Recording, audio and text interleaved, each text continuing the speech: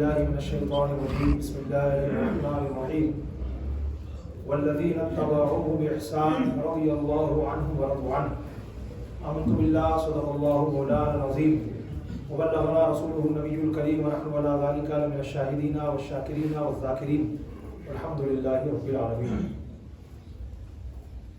قرآن مقدس کی ایک بڑی پیاری سورہ مبارکہ ہے جسے سورہ توبہ کہا جاتا ہے۔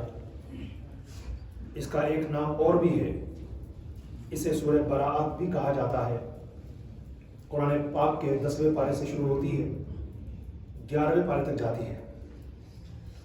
اس کی آیت نمبر 100 جس کا چھوٹا سا حصہ ابھی آپ حضرات کے سامنے میں نے تلاوت کیا ہے، انشاءاللہ الکریم آج اسی مبارک ٹکڑے کے تعلق سے چند باتیں عرض کروں گا۔ آپ حضرات جانتے ہیں کہ الحمدللہ شعبان المعظم کا مقدس مہینہ ہمارے بیچ تشریف لا چکا ہے۔ آج 1 تاریخ ہے۔ اللہ تعالیٰ اس مبارک مہینے کے فیض و برکات سے ہم سب کو مالا مال فرمائے۔ اس مہینے کے بارے میں آقا کریم صلی اللہ علیہ وسلم نے فرمایا ہے شعبان شہری، شعبان میرا مہینہ ہے۔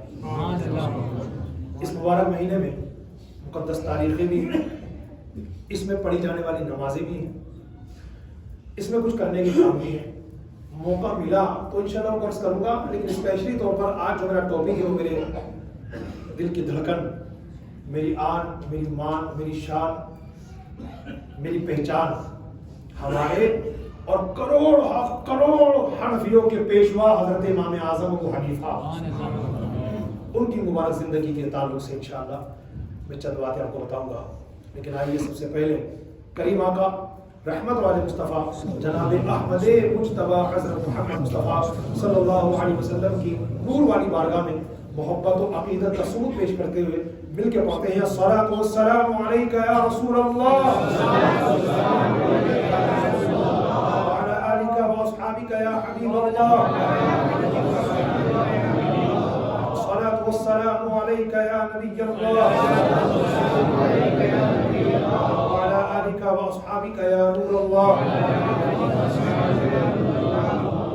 صلی اللہ تعالی علیہ وسلم۔ روایت و سنت الاعتکاف، پورا بیان جو ہے نا آج کا میرا، میں اس کے کچھ پوائنٹس لکھ کر کے آیا ہوں۔ انشاءاللہ اسی پوائنٹس کے آدھار پر میں آج چلوں گا۔ کوشش یہ ہے کہ اس 30 سے 35 منٹ کے اندر ہی میرے سارے پوائنٹس ہو جائیں، آگے اللہ مالک ہے۔ حضرت امام اعظم ابو حنیفہ رحمۃ اللہ تعالی علیہ کا پڑوسی تھا۔ وہ ایک بار بصرہ چلا گیا، لمبی مدت کے بعد واپس آیا۔ حضرت امام اعظم ابو حنیفہ رحمۃ اللہ تعالی علیہ نے اس سے ملاقات فرمائی اور اسے پوچھا بھائی کہاں گئے تھے اتنے دنوں سے؟ کہ حضرت بصرہ گیا تھا۔ فرمایا بڑے عجیب آدمی ہو، کہا بھی نہیں بغیر بتائے چلے گئے۔ کہ حضرت کیا بتاؤں، ریزن ہی کچھ ایسا بن گیا تھا۔ کیا ریزن بنا تھا؟ اب اس کا ریزن سنیے، وجہ سنیے وہ بصرہ کیوں گیا تھا۔ وہ امام اعظم سے کہنے لگا یا امام اعظم، بات دراصل یہ رمضان شریف کا مہینہ تھا اور میں سو رہا تھا، میری سوئی ہوئی قسمت انگڑائی لے کے جاگ اٹھی۔ میں نے بڑا پیارا خواب دیکھا۔ خواب میں میں نے آپ کو دیکھا، آپ رسول بے مثال، بی بی آمینہ کے لال، شہنشاہ خوش مثال، صاحب جود و نوال، دافع رنج و ملال صلی اللہ علیہ وسلم کی مبارک روزے پر ہاتھ باندھے ہوئے۔ پھر میں نے دیکھا کہ سارے لوگ آپ کو دیکھ رہے تھے، آپ ہاتھ باندھے باندھے ادب و تعظیم کے ساتھ روزہ رسول کے قریب بڑھے اور آپ نے روزہ رسول کا مبارک دروازہ کھولا اور آپ اندر داخل ہو گئے۔ پھر میں نے یہ دیکھا کہ آپ نے رسول اللہ صلی اللہ علیہ وسلم کے مقدس قبر شریف سے چند گٹھیاں مٹی اٹھائی اور پھونک ماری تو جو مٹی تھی وہ چاروں طرف پھیل گئی۔ یہ مجھے عجیب و غریب خواب لگا۔ جب میں صبح اٹھا تو میں آپ کو بتائے بغیر بصرہ روانہ ہو گیا، کیونکہ بصرہ میں خواب کی تعبیر بتانے والے ایک امام جنہیں اس امت میں سلیکٹڈ لوگوں کے بعد سب سے بڑا امام مانا جاتا ہے، ان کا نام ہے حضرت امام ابن سیرین رحمۃ اللہ علیہ۔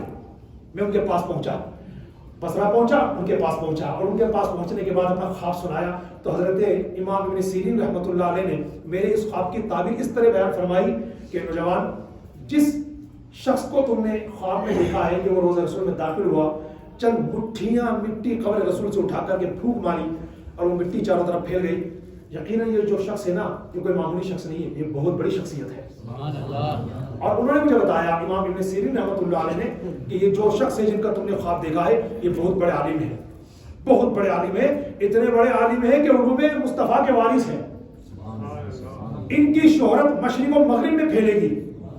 اور جو تم نے دیکھا خواب میں کہ انہوں نے قبر رسول سے چند مٹھیاں مٹی اٹھائی اور پھونک ماری تو وہ پھیل گئی، منتشر ہو گئی، بکھر گئی چاروں طرف، تو یہ اس بات کی علامت ہے کہ ان کے علم کے ذریعے اللہ پورے جہان کو روشن کر دے گا۔ اور جس طرف مٹی زیادہ گری تو دنیا کے ان کنٹریز میں ان علاقوں میں ان کے علم کی شہرت زیادہ ہوگی۔ تو یہ میں نے خواب دیکھا تھا، اس کی تعبیر کچھ نے آپ کو بتایا، مگر بسرا گیا تھا تو لوٹا ہوں، گستاخی ہو گئی ہے، معاف فرما دیجئے۔ حضرت امام اعظم رضی اللہ تعالیٰ عنہ نے جب اس کا خواب سنا نا خوش ہو گئے اور اللہ کے دربار میں آپ نے شکرانہ ادا کیا کہ میرے مولا تو نے کتنا بڑا کرم فرمایا ہے کہ نعمان کو یہ فضیلت عطا فرمائی ہے۔ سبحان اللہ سبحان اللہ۔ امام اعظم کون ہے؟ حضرت امام اعظم ابو حنیفہ رحمۃ اللہ تعالیٰ علیہ کا اصلی نام نعمان ہے، والد بزرگوار کا نام ثابت ہے، کنیت ابو حنیفہ ہے، تو اس آدھار پر آپ کا پورا نام بنتا ہے ابو حنیفہ نعمان بن ثابت۔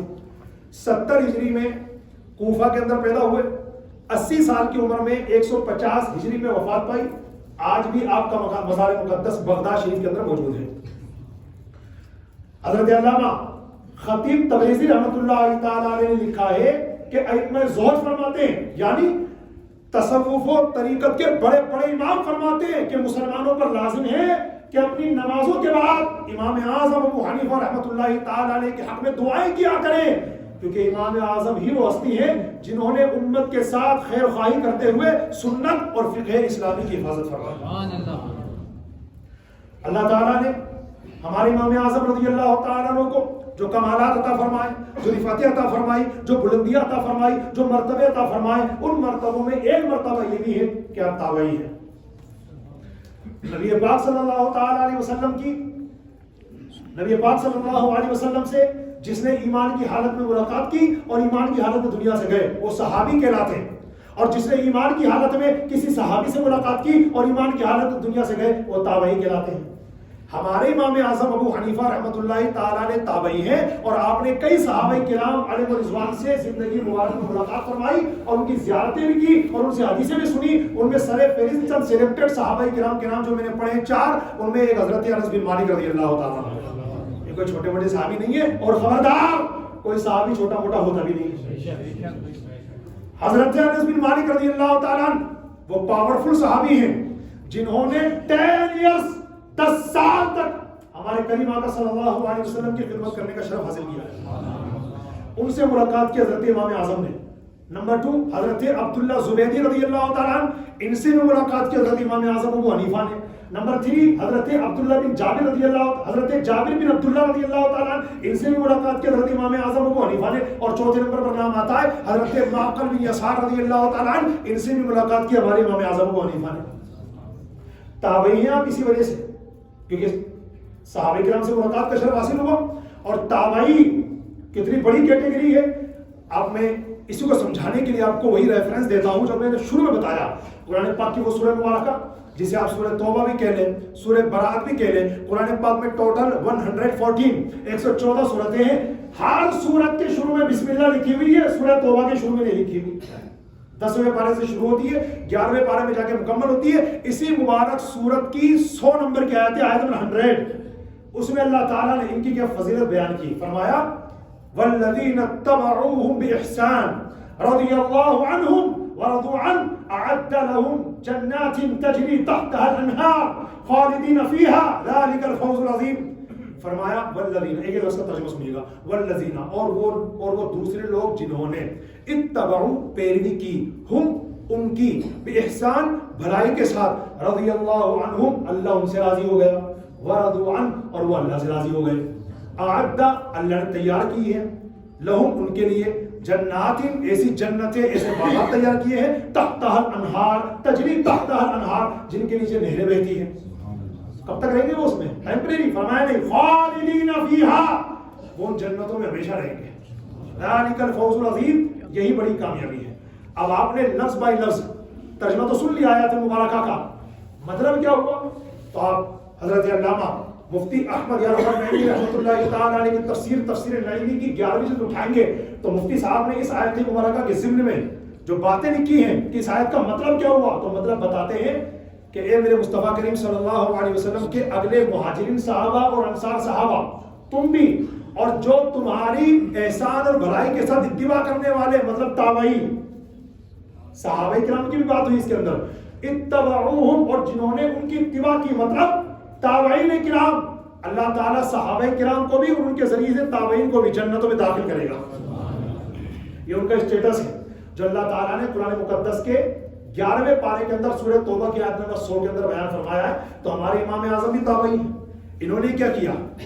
صحابہ کرام کے نقش قدم پر چلے، صحابہ کرام کی زندگی مبارکہ کو پڑھی، ان کی سیرت پر عمل کیا، ان سے رہنمائی لی اور ان سے رہنمائی لے کر کے پوری دنیا میں عام کر دی۔ اس طریقے سے اتبعوہم بإحسان، امام اعظم نے صحابہ کرام کی اس طریقے سے بھلائی کے ساتھ اتباع کی، تو اللہ نے کتنا بڑا مرتبہ فرما دیا۔ تو امام اعظم تابعی ہے۔ ایک پوائنٹ اور، امام اعظم کتنے بڑے عالم ہیں، ان کی علمی شان کیا ہے، تو میں اس پر 3 یا 4 ایگزامپل آپ کو پیش کرتا ہوں۔ آپ حضرات اپنی قسمت پر جتنا چاہیں ناز کر لیں، یہ کم ہے کہ اللہ نے ہمیں امام اعظم جیسے عظیم امام کا دامن عطا فرمایا ہے، الحمدللہ۔ امام اعظم کی علمی شان دیکھنا چاہتے ہیں؟ میں اس کی 2-3 مثالیں پیش کرتا ہوں۔ حضرت اظہر بن کیسان رحمۃ اللہ علیہ فرماتے ہیں، میری قسمت کا ستارہ چمک اٹھا اور میں نے خواب میں اللہ کے پیارے رسول مقبول بی بی آمنہ کے گلشن کے مہکتے پھول صلی اللہ علیہ وسلم کا دیدار کیا۔ اس حال میں دیکھا آقا کریم علیہ الصلوۃ والسلام کو کہ شیخین کریمین بھی ساتھ میں تشریف فرمائے۔ شیخین کریمین مطلب حضرت ابوبکر صدیق اور حضرت عمر فاروق اعظم رضی اللہ تعالی عنہما دونوں تشریف فرمائے۔ تو میں نے شیخین کریمین سے عرض کی کہ میں رسول کریم صلی اللہ علیہ وسلم سے کچھ پوچھنا چاہتا ہوں، اجازت ہے؟ تو شیخین کریمین نے فرمایا آپ پوچھو، کو سنو، آواز نیچے رکھنا۔ تو حضرت اظہر بن کیسان فرماتے ہیں میں اللہ کے رسول صلی اللہ علیہ وسلم کے دربار میں ہاتھ باندھ کر بالکل ادب و تعظیم کے ساتھ عرض گزار ہوا، یا رسول اللہ، ابو حنیفہ نعمان بن ثابت کے علم کے متعلق آپ کا کیا ارشاد ہے؟ سنو، یا رسول اللہ، ابو حنیفہ نعمان بن ثابت کے علم کے تعلق سے آپ کا کیا ارشاد ہے؟ تو میرے آقا علیہ السلام کیا فرماتے سنیے، حضور فرماتے ھذا علم، ابو حنیفہ کا علم وہ ہے انتفخا بعلم خضر، جو حضرت خضر علیہ السلام کے علم سے پھوٹ کر نکلا ہے۔ سبحان اللہ۔ ابو حنیفہ کا علم وہ ہے جو حضرت خضر علیہ السلام کے علم سے پھوٹ کر نکلا ہے۔ اب اے مسجد سراوالان میں جمع ہونے میرے پیارے اسلامی بھائیوں، اب آپ نے یہ تو سن لیا کہ اللہ کے رسول علیہ السلام نے امام اعظم کے بارے میں یہ فرمایا کہ ان کا علم وہ ہے جو حضرت خضر علیہ السلام کے علم سے پھوٹ کر نکلا ہے۔ اب حضرت خضر علیہ السلام کا علم کیسا ہے، تو آئیے میں اس کو بھی سمجھا دیتا ہوں۔ آج کون سا دن ہے؟ جمعہ کا دن۔ قرآن پاک میں ایک سورت موجود ہے، اسپیشلی طور پر جمعہ کے دن اس کو پڑھا جائے۔ تو ایک حدیث پاک میں حضور نے یہ فرمایا کہ پڑھنے والا جہاں پڑھے گا وہاں سے لے کر کعبے تک نور روشن ہوگا، اور ایک حدیث پاک میں یہ فرمایا جہاں بندہ اس سورت کو جمعہ کے دن پڑھے گا وہاں سے لے کر عرش تک نور روشن ہوگا۔ وہ کوئی اور سورت نہیں ہے، وہ سورہ کہف ہے۔ قرآن مقدس کے 15ویں پارے سے شروع ہوتی ہے، 16ویں پارے میں جا کر کے ختم ہوتی ہے۔ اس سورہ مبارکہ کی آیت نمبر 65 اس کے اندر اللہ نے حضرت خضر علیہ السلام کے علم کی برکت بتاتے ہوئے فرمایا ان کا علم کیسا ہے، فرمایا وَعَلَّمْنَاهُ مِن لَدُنَّا عِلْمًا، حضرت خضر علیہ السلام کو ہم نے اپنی طرف سے علم لدنی عطا کیا ہے۔ یہ اللہ نے فرمایا وَعَلَّمْنَاهُ مِن لَدُنَّا عِلْمًا، ہم نے حضرت خضر علیہ السلام کو اپنی طرف سے علم لدنی عطا کیا۔ یاد رکھنا پیارے اسلامی بھائیوں، آپ بھی اسکول گئے ہوں گے، میں بھی اسکول گیا، آپ بھی مدرسے گئے ہوں گے، میں بھی مدرسے گیا، مگر یہ جو علم ہم پڑھتے ہیں نا، آپ نے ABCD پڑھنا سیکھ لیا، آپ نے ایسے نار آسیاب پڑھنا سیکھ لیا، آپ نے الف ب ت پڑھنا سیکھ لیا، اپنی محنت کے بلبوتے پر سیکھا ہے، رائٹ، لیکن ایک علم ایسا ہے کتنی محنت کر لو آپ، ایڑی چوٹی کا زور لگا دو آپ، رات دن ایک کر دو آپ، نہ دھوپ دیکھو، نہ چھاؤں دیکھو، نہ سردی دیکھو، نہ گرمی دیکھو، نہ برسات دیکھو، پوری زندگی اس میں لگا دو، وہ علم آپ کو کبھی حاصل نہیں ہو سکتا۔ وہ کب حاصل ہوگا؟ جب اللہ عطا کرے گا۔ اور یہ علم اللہ کسی کو عطا نہیں کرتا، اپنے سلیکٹڈ بندوں کو عطا کرتا ہے۔ اس علم کو کہتے ہیں علم لدنی۔ کیا کہتے ہیں؟ ہر کسی کو نہیں ملتا۔ اور فرا بہت بڑے عالم صاحب ہیں، جی عالم ہیں، مانتے ہیں، مگر ایسا نہیں ہے کہ ان کے پاس جو علم ہے وہ علم لدنی ہے۔ خاص اللہ کا عطا کیا ہوا ہے.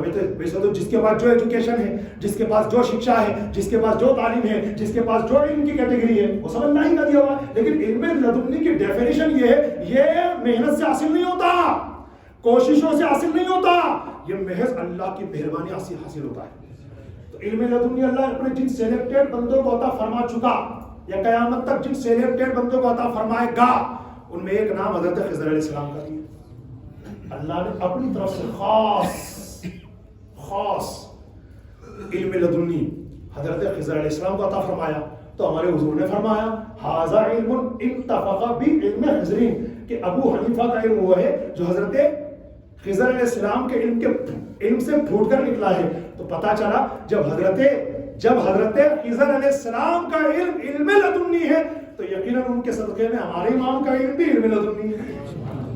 یہ شان میرے امام اعظم کی ہے نا. دوسری مثال میں آپ کے سامنے پیش کروں امام اعظم کے علم کی. حضرت محمد بن صائب رحمۃ اللہ علیہ بڑے بزرگ ہوئے، وہ فرماتے ہیں میں نے قرآن مقدس سے پہلے آسمان سے نازل ہونے والی کتابوں میں کسی کتاب میں پڑھا ہے کہ حضور کی امت میں ایک شخص ہوگا جو ابو حنیفہ کہلائے گا. وہ علم سے ایسے بھرا ہوا ہوگا جیسے انار دانوں سے بھرا ہوا ہوتا ہے. وہ ایسا ایجوکیٹڈ ہوگا، وہ ایسا ماہر ہوگا، وہ ایسا پڑھا لکھا ہوگا، وہ اتنا بڑا اسکولر ہوگا، وہ اتنا بڑا عالم ہوگا، وہ اتنا بڑا جانکار ہوگا، اس کے اندر علم ایسا بھرا ہوا ہوگا جیسے انار کے اندر دانے بھرے ہوتے ہیں. یہ میرے امام اعظم کی نشان ہے. ایک پوائنٹ اور سنیے امام اعظم رضی اللہ تعالیٰ عنہ کے علم کے حوالے سے. کتنے بڑے عالم ہیں آپ. حضرت کعب الاحبار رحمۃ اللہ علیہ، اللہ بڑے عظیم بزرگ گزرے ہیں. پتہ ہے پہلے کیا تھی؟ یہ یہودیوں کے بہت بڑے عالم تھے. یہ فرماتے کہ میں نے قرآن مقدس سے پہلے نازل ہونے والی تمام آسمانی کتابیں پڑھی ہیں. ان میں باقاعدہ میں نے پڑھا ہے حضور کی امت، حضور صلی اللہ علیہ وسلم کی امت کے علماء اور فقہا کے نام. پوائنٹ کی بات سننا. حضرت کعب الاحبار فرماتے ہیں میں نے قرآن مقدس سے پہلے نازل ہونے والی تمام آسمانی کتابوں کو پڑھا. اس میں نبی پاک صلی اللہ علیہ وسلم کی امت کے علماء اور فقہا کے نام بھی لکھے ہوئے ہیں. تو میں نے ایک عالم کا نام دیکھا تھا، اس میں نام ہے نعمان بن ثابت. کیا نام ہے؟ نعمان بن ثابت. اس کتاب میں، ان کتابوں میں، آسمانی کتابوں میں اس عالم کے بارے میں لکھا میں نے دیکھا تھا. حضرت کعب الاحبار فرماتے کہ یہ اپنے دور میں تمام اہل علم کے سردار ہوں گے، تمام اہل علم کے سردار ہوں گے. نام ان کا نعمان بن ثابت ہوگا. ابو حنیفہ سے مشہور ہوں گے اور اپنے دور کے تمام علماء کے یہ سردار ہوں گے. ان کی یعنی امام اعظم رضی اللہ تعالیٰ عنہ کی ایک علمی جھلک اور سنیں گے آپ. اب مجھ سے مت سنیے، اب ان سے سنیے جن کو میرے حضور نے فرمایا کیا انا مدینۃ العلم وعلی بابھا، میں علم کا شہر ہوں اور علی اس کے دروازے ہیں. بابو مدینۃ العلم جسے کہا جاتا ہے وہ مولا کائنات علی مرتضیٰ شیر خدا کرم اللہ تعالیٰ وجہ الکریم کی ذات گرامی ہے. حضرت امام اعظم کے بارے میں حضرت مولا علی نے کیا کہا تھا پہلے ہی؟ حضرت امام اعظم کب پیدا ہوئے؟ میں نے شروع میں بتایا، یاد کر لیجیے ان باتوں کو. 70 ہجری میں. اور مولا علی نے برسوں پہلے یعنی ان کے پیدا ہونے سے پہلے ہی پیشن گوئی کر دی تھی، پہلے خبر دیتی تھی. کیا؟ مولا علی رضی اللہ تعالیٰ عنہ نے فرمایا اچھا یہ کوئی عجیب کی بات نہیں ہے، بلکہ ہمارے بزرگان دین نے، مورخین نے، سیرت نگاروں نے باقاعدہ سند کے ساتھ اس بات کو لکھا ہے کتابوں کے اندر. حضرت مولا علی رضی اللہ تعالیٰ عنہ نے امام اعظم کے بارے میں فرمایا ان قریب، سنو ایک ایک لفظ سننا. مولا علی نے فرمایا ان قریب کوفہ میں ایک شخص پیدا ہوگا جو ابو حنیفہ کہلائے گا. دوسرے شہر کے علماء اس سے رہنمائی حاصل کریں گے، اس کی مشرق و مغرب میں شہرت ہوگی اور وہ نبی پاک صلی اللہ علیہ وسلم کی امت کا بہت بڑا عالم ہوگا. کچھ لوگ اس سے حسد وغیرہ کرنے کی بنیاد پر اپنا ایمان خراب کریں گے. ہوگا بہت بڑا ابو حنیفہ کے نام سے مشہور ہو جائے گا، مشرق و مغرب اس کی شہرت ہوگی، بہت بڑا عالم ہوگا، دین کا بہت بڑا کام کرے گا. اور دوسرے شہر کے علماء اس سے رہنمائی لیں گے، گائیڈ لائنز لیں گے. لیکن کچھ لوگ کیا کہیں گے؟ جاہل گوار قسم کے، کیونکہ اماموں سے کون چڑھیں گے؟ جاہل گوار تو ہوتے ہیں. فرمایا ایسے لوگ، کچھ لوگ ایسے ہوں گے جو اس ابو حنیفہ سے حسد کریں گے اور اپنا ایمان خراب کر لیں گے. تو اب آپ اندازہ لگا لیجیے آپ کہ جن کے علم کی گواہی مولا علی دے کتنے بڑے امام ہوں گے، اور اللہ کا شکر ہے کہ وہ امام ہمارے حصے میں آئے ماشاءاللہ۔ اور سنیے، امام اعظم رضی اللہ تعالیٰ عنہ کو اتنی بڑی جو علم کی دولتیں ملی ہیں، یہ ملی کہاں سے؟ یقیناً اللہ کے دربار سے، رسول اللہ کے دربار سے، مگر ذریعہ کون بنے پتا ہے آپ کو؟ وہ بزرگ بنے کنڈوں کی نیاز جن کے بیان میں کرتے ہیں۔ حضرت امام جعفر صادق رحمۃ اللہ علیہ خود امام اعظم فرماتے اپنی زندگی کے بارے میں، لولا السنتان لہلک النعمان، اگر میری زندگی میں وہ 2 سال نہ ہوتے جو میں نے حضرت امام جعفر صادق کی خدمت میں گزارے تو نعمان ہلاک ہو جاتا۔ امام جعفر صادق رحمۃ اللہ تعالی علیہ نے اپنے نانا جان رحمت عالم صلی اللہ علیہ وسلم کا علم کا جام بھر بھر کے امام اعظم کو پلایا، خوب پلایا، یہاں تک کہ وہ ابو حنیفہ دنیا میں امام اعظم بن کے مشہور ہوا۔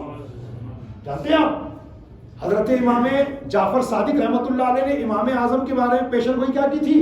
تاریخ نگاروں نے لکھا ہے کتابوں کے اندر کہ ایک مرتبہ حضرت امام اعظم ابو حنیفہ رحمۃ اللہ تعالی علیہ حضرت امام جعفر صادق رحمۃ اللہ علیہ کی بارگاہ میں حاضر ہوئے تو امام جعفر صادق نے امام اعظم کو دیکھتے ہی فرمایا کہ میری نگاہیں دیکھ رہی ہیں قریب وہ وقت آنے والا ہے کہ تم میرے نانا جان صلی اللہ علیہ وسلم کی سنت کو زندہ کرو گے۔ اور میرے امام اعظم نے ایسی سنت زندہ فرمائی، یہ زمین بھی گواہ ہے، آسمان بھی گواہ ہے، بڑے بڑے محدثین نے، بڑے بڑے مورخین نے، بڑے بڑے محققین نے، بڑے بڑے مفتیوں نے، بڑے بڑے اسلامک اسکالرز نے امام اعظم سے جو فیض حاصل کیا، قسم رب کعبہ کی، کیسی سنت زندہ کی۔ ہم بھی تو امام اعظم کے فالوورز ہیں نا الحمدللہ۔ دنیا کے اندر 4 مذہب کے ماننے والے رہتے ہیں اسلام مذہب میں، یہ 4 مذہب کے ماننے والے، نمبر 1 حنفی، نمبر 2 شافعی، نمبر 3 مالکی، نمبر 4 حنبلی۔ اور پتہ کی بات سنو، سب ان چاروں میں سب سے زیادہ فالوورز اگر کسی کے ہیں تو امام اعظم کے۔ یعنی اگر آپ پہلے ہو چکے، پریزنٹ ٹائم میں جو ہے اور قیامت تک جو آنے والے جتنے مسلمان جو ہو چکے، جو پریزنٹ ٹائم میں جو آنے والے ہیں، جتنے مسلمان اربوں خربوں کی تعداد میں، اگر ان کو آپ 4 حصوں میں ڈیوائڈ کریں گے، حنفی، شافعی، مالکی، حنبلی، سب سے زیادہ فالوورز کس کے؟ امام اعظم کے۔ اس کو ادھارن سہیت سمجھایا ہمارے بزرگان دین فقہاء علماء نے، فرمایا کہ امام اعظم رضی اللہ تعالی عنہ کے ماننے والوں کی تعداد ان شافعیوں، مالکیوں، حنبلیوں سے اتنی زیادہ ہے کہ 4 حصے کیے جائیں تو اس میں 3 حصے صرف امام اعظم کے فالوورز کے۔ اب ایک حصہ جو بچا ہے ان میں شافعی بھی ہے، ان میں مالکی بھی ہے، اور ان میں حنبلی بھی ہے۔ سب سے بڑی گیدرنگ کس کی ہے؟ حنفیوں کی الحمدللہ۔ اور سینہ ٹھوک کے کہنا چاہیے الحمدللہ ہم بھی حنفی ہیں۔ اچھا ایک غلط فہمی دور کر لو بھائی صاحب، جاہل قسم کے لوگ ہم سے پوچھتے ہیں تو ہم کنفیوز ہو جاتے ہیں، بھیا آپ 4 اماموں کس کو مانتے ہو؟ تو ہمارا بھائی جلدی سے کہتا ہے امام اعظم کو۔ جھوٹ ہے یہ۔ آپ اس کے سوال پہ غور کرو، ایک تو جاہل کو سوال کرنے کا ڈھنگ نہیں ہے، کس کو مانتے ہو یہ تھوڑی بولتے ہیں۔ اگر آپ سے یہ کہا جائے کہ 4 اماموں میں کس کو مانتے ہو تو سینہ ٹھوکے کا الحمدللہ ہم 4 کو مانتے ہیں، ہم 4 کو مانتے ہیں۔ ہاں جب یہ کیا جائے میں فالو کس کو کرتے ہو، تقلید کس کی کرتے ہو؟ اب آپ کہیں گے میں ان 4 میں امام اعظم کی تقلید کرتا ہوں، ٹھیک ہے نا؟ تو کبھی کنفیوز نہ ہوا کریں اس طرح کہہ کر کہ میں امام اعظم کو مانتا ہوں، 4 اماموں میں صرف امام اعظم کو مانتا ہوں، تو یہ گستاخی ہوئے گی نا تینوں کی شان میں۔ اس لیے دھیان رکھا کریں اس بات کا، مانتے ہم 4 کو ہے، لیکن جو تقلید کرنے کی بات آئے گی، فالو کرنے کی بات آئے گی تو الحمدللہ امام اعظم رضی اللہ تعالیٰ کو فالو کرتے ہیں اور انہی کے بتائے ہوئے مسائل پر ہم عمل کرتے ہیں۔ اب جیسے ہم ہاتھ کا مانتے ہیں ناک کے نیچے، شافعی لوگوں سے اگر آپ کی ملاقات ہوگی وہ ہاتھ باندھتے ہیں یہاں پر سینے کے نیچے اور پیٹ کے اوپر، کچھ لوگ بدتمیز کہہ کے یہاں مانتے ہیں، دیکھنے میں فرعون کے پتلے لگتے ہیں یا غیر مقلد ہوتے ہیں، اصل میں کسی امام کو نہیں مانتے، انہوں نے اپنا مذہب بنایا ہوا ہے، پتہ کیا کہتے ہیں ہم تو رسول پاک کی پیروی کرتے ہیں، ہم تو صحابہ کی پیروی کرتے ہیں، اس لیے ہم کسی امام کو نہیں مانتے ہیں۔ خیر ان کی طرف میں جاتا بھی نہیں، یہی وجہ ہے یہ کمینے قسم کے لوگ آپ کے صف میں آ کے کھڑے ہوں گے نا تو امام صاحب اپنی قرات کر رہے ہوں گے یا اپنی پڑھوں گے۔ اس پر میں کافی دلائل ہے الحمدللہ اس وقت ذہن میں، مگر ٹائم اجازت نہیں دیتا، ورنہ میں انشاءاللہ آپ کو 2-3 دلائل تو دے دیتا۔ صرف ایک بات سرکار فاروق اعظم کو بتا کے آگے نکل جاتا ہوں۔ اگر ہماری مسجد میں کچھ ایسے ہوں، مجھے پتہ نہیں ہو، ممکن بھی نہیں کہ یہاں پر ایسے ہوں گے، لیکن مان لو کوئی ہو تو بھائی صاحب آج یہ گندی عادت چھوڑ دو، امام کے پیچھے قرات کرنے کو حرام قرار دیا گیا ہے. اور اسلام کے دوسرے خلیفہ حضرت عمر فاروق اعظم کا فرمان میں نے پڑھا ہے, کتابوں میں پڑھ لیجیے, نہ سمجھ میں آئے تو جعل حق کا مطالعہ کر لیجیے. حضرت عمر فاروق اعظم فرماتے ہیں اگر مجھے پتہ چل گیا کہ کوئی امام کے پیچھے قرات کرتا ہے, جا کر اس کا منہ کھولوں گا اور آپ کنگن ڈال دوں گا. حسن رضا نہیں کہہ رہا, حضرت عمر فاروق اعظم کہہ رہے ہیں, جن کے صرف نام سے بھی شیطان کانپتا ہے, وہ فاروق اعظم فرما رہے ہیں کہ اگر مجھے پتہ چل گیا کہ کوئی بندہ امام کے پیچھے اقتداء میں اور قرات کر رہا ہے, اپنی امام اپنی کر رہا ہے, وہ اپنی کر رہا ہے, اگر پتہ چل گیا مجھے چھوڑوں گا نہیں. فرماتے جا کے منہ کھولوں گا اس کا اور آپ کا انگارا ڈالوں گا اس کے منہ.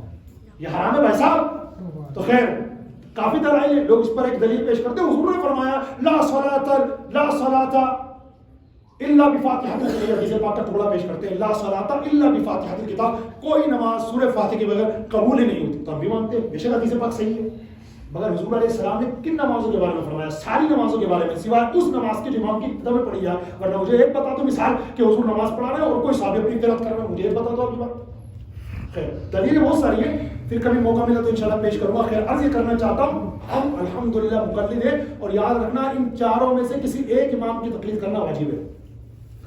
واجب مطلب کمپلسری ہے, ورنہ یاد مانتے ہو نا پھر پتہ نہیں کہاں بند ہو گئے, سمجھ رہے ہیں.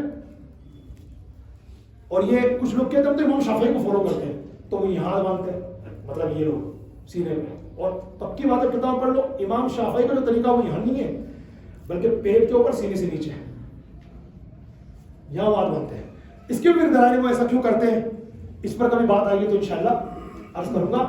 ایک مذہب ہے مالکی مذہب, امام مالک کو فالو کرنے والے لوگ, وہ ہاتھ نہیں مانتے ہیں, وہ اللہ اوپر کہہ کے یوں سیدھے کھڑے رہتے ہیں. اچھا ایک بات دھیان سے سن لو, جس طرح حنفی حق پر ہے نا, اسی طرح شافعی بھی حق پر ہے, مالکی بھی حق پر ہے, حنبلی بھی حق پر ہے. یہ سارے کے سارے جنتی بھائی آپس میں, کسی کا کوئی اختلاف نہیں ہے, دشمنی نہیں ہے, عداوت نہیں ہے, کوئی کجی نہیں ہے. یاد رکھنا, اگر کوئی حنفی ہونے کے باوجود شافعی کو گالی دے گا نا, جہنمی بن جائے. اس لیے سب بھائی بھائی ہیں. یہ کیوں ہوا, اس پر کبھی انشاءاللہ موقع ملا تو ظاہر سی بات ہے, کم وقت میں اتنی بڑی بات نہیں ہو سکتی, لیکن کبھی بتاؤں گا انشاءاللہ یہ چاروں مذہب اللہ کی طرف سے کیوں ڈیوائڈ ہوئے اس امت کے اندر, کہ ایک یہاں باندھ رہا ہے, ایک یہاں باندھ رہا ہے, ایک یہاں باندھ رہا ہے. امام شافعی رضی اللہ تعالیٰ کو فالو کرنے والوں کو دیکھو تو وہ مسح کرتے ہیں, بس ایک دو بال ہو گئے, وہ کہتے ہیں فرض ہو گیا. اور امام اعظم کیا کہتے ہیں, چوتھائی سر کا مسح کرنا فرض ہے. اور امام مالک کیا فرماتے ہیں, پورے سر کا مسح کرنا فرض ہے. تو یہ جو اختلاف ہو رہا ہے, دینی اختلاف, محبت والا اختلاف, یہ کیوں ہوا, اس کی بیسک کیا ہے, وہ انشاءاللہ کبھی آپ کو بتائیں گے انشاءاللہ. فی الحال چپ چاپ کس کے پیچھے چل رہے ہو, امام اعظم کے. آنکھ بند کرو, چلتے رہو, وہ انشاءاللہ ہمیں وایا مدینہ جنت میں لے جائے گا.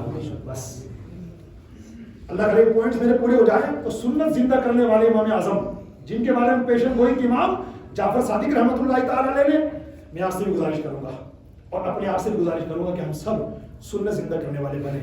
ایک حدیث پاک میں حضور نے فرمایا, جو میری سنت زندہ کرے گا اللہ قیامت کے دن اسے اپنے عرش کے سائے میں جگہ عطا کرے گا.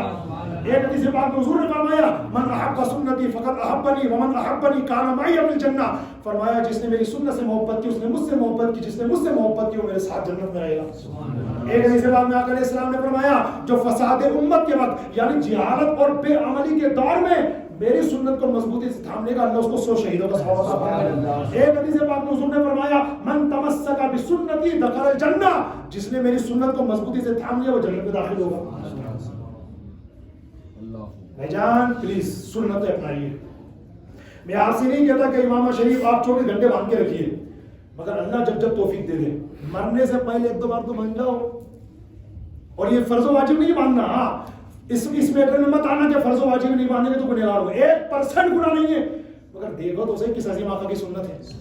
انہوں نے فرمایا حدیث پاک میں, جمعہ کے دن امامہ باندھنے والوں پر اللہ کے فرشتے درود نازل کرتے ہیں. ایک حدیث پاک میں فرمایا, جو ہے امامہ شریف باندھ کر نماز پڑھنا 10,000 نیکیوں کے برابر ہے. صحابہ کرام سے فرمایا, میرے آقا علیہ السلام نے, دیکھو صحابہ, ہاتھ کر کے فرمایا, دیکھو فرشتوں کے داغ ایسے ہی ہوتے ہیں. اس امامہ باندھنے کو اعلیٰ حضرت نے فتح و رضویہ پتہ کون سی سنت قرار دیا, سنت دائمہ متواترہ.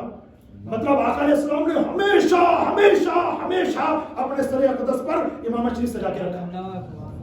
کر لو بھائی صاحب, یہ داڑھی شریف ماشاءاللہ میں نہیں رکھتا, کیوں, میں سنت ہی تو ہے.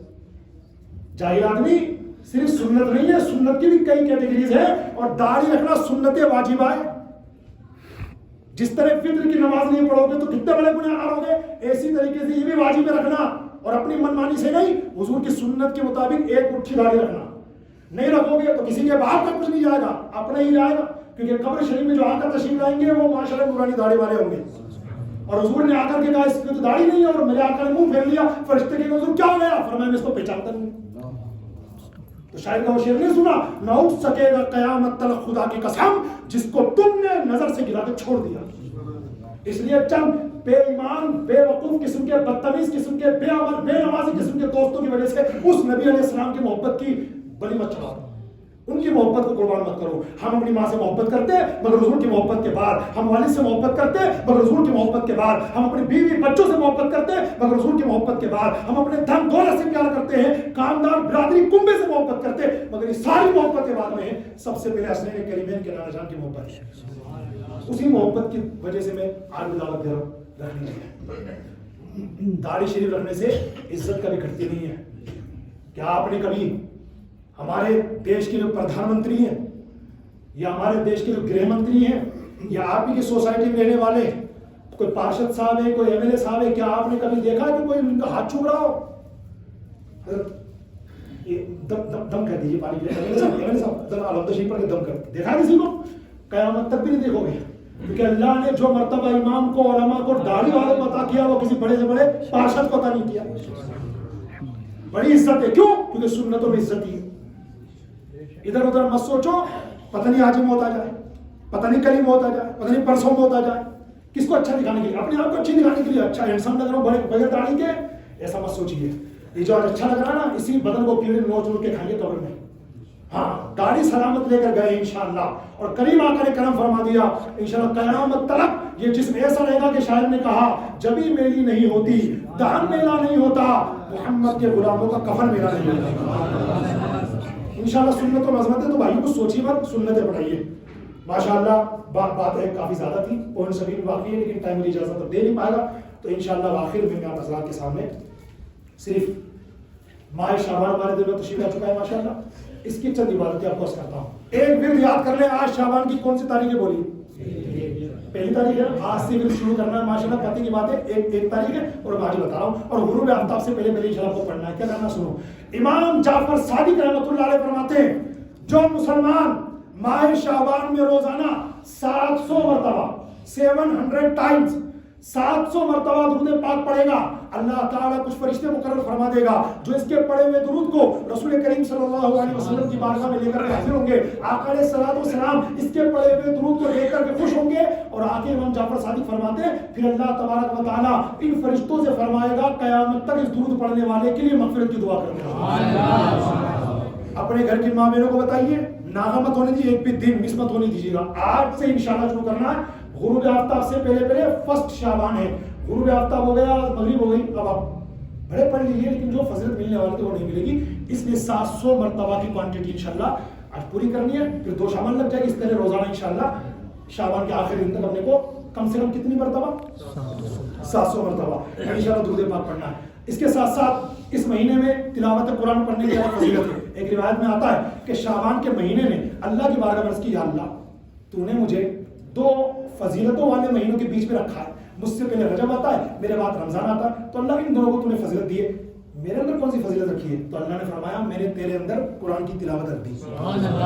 اس لیے ہمارے لوگ فرماتے ہیں اسپیشلی طور پر اس مہینے میں قرآن کی تلاوت کرنے پر زیادہ ثواب ملتا ہے. اس لیے ہم سب کو چاہیے کہ شعبان کے مہینے میں زیادہ سے زیادہ قرآن پاک کی تلاوت کریں اور استغفار کی بھی کثرت کریں، کیونکہ حضور علیہ السلام نے اسی مہینے کے بارے میں فرمایا کہ اسی مہینے کے اندر حضرت اسرائیل علیہ السلام کو اللہ کی طرف سے رجسٹر دیا جاتا ہے ان لوگوں کے نام کا آنے والے سال کے شعبان سے پہلے جن کی روح قبض کرنی ہے.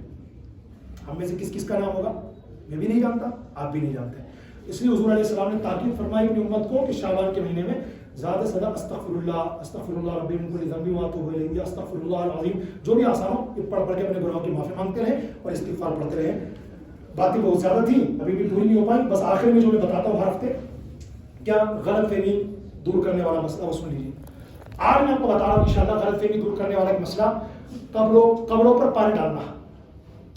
قبروں پر پانی ڈالنے کے تعلق سے ہماری قوم یہ سمجھ بیٹھی ہے کہ ثواب کا کام ہے، بڑا اچھا کام ہے۔ پیارے اسلامی بھائی یاد رکھنا، قبر پر پانی چھڑکنے کے یا پانی ڈالنے کے 3 کنڈیشنز ہیں۔ نمبر 1 سنت، نمبر 2 جائز، اور نمبر 3 ناجائز و گناہ۔ قبر پر پانی ڈالنا سنت کب ہے؟ جب آپ نے مرحوم کو قبر میں دفن کر دیا اور پبلک نے منہا خلقناکم وفیہا نعیدکم ومنہا نخرجکم تارۃ اخری کر مٹی ڈال دی، اب مٹی ڈل گئی نا تو ابھی پانی چھڑکنا سنت ہے، ٹھیک ہے، یہ فرسٹ کنڈیشن ہے۔